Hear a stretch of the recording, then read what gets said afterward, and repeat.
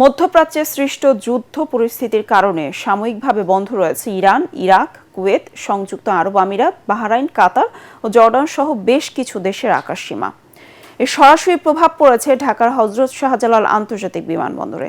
এ পর্যন্ত বিভিন্ন এয়ারলাইন্সের ৭৪টি ফ্লাইট বাতিল ঘোষণা করা হয়েছে, ফলে ভোগান্তিতে পড়েছেন যাত্রীরা। বিমানবন্দরে আসা প্রবাসীদের অভিযোগ, মধ্যরাতে বাতিলের খবর পেলেও এসব ফ্লাইট কখন যাবে সে তথ্য পাচ্ছে না তারা। হেল্প ডেস্কে থাকা নম্বরে ফোন করলে কেউ রিসিভ করছেন না। অন্যদিকে বিমানবন্দরে থাকা এয়ারলাইন্সগুলোর অফিসও বন্ধ। এই পরিস্থিতিতে বিমানবন্দরে প্রবাসী কল্যাণ ডেস্কের দায়িত্বশীল কারও দেখা মেলেনি। দিন ধরে কষ্ট করতেছি, না খাওয়া। এই যে রমজান মাসে তো মনে করেন যে আমাদের খাওয়া দাওয়ার সেহরি খাওয়া, আবার মনে করেন যে সন্ধ্যা পর্যন্ত তাই তো ইফতারি করা, অনেকই সমস্যা হইতেছে। সৌদি যাওয়ার জন্য আমাদের প্রায় দিচ্ছে কুয়েত থেকে, এই কারণে আমরা যেতে পারছি না। আমরা তো কি করব?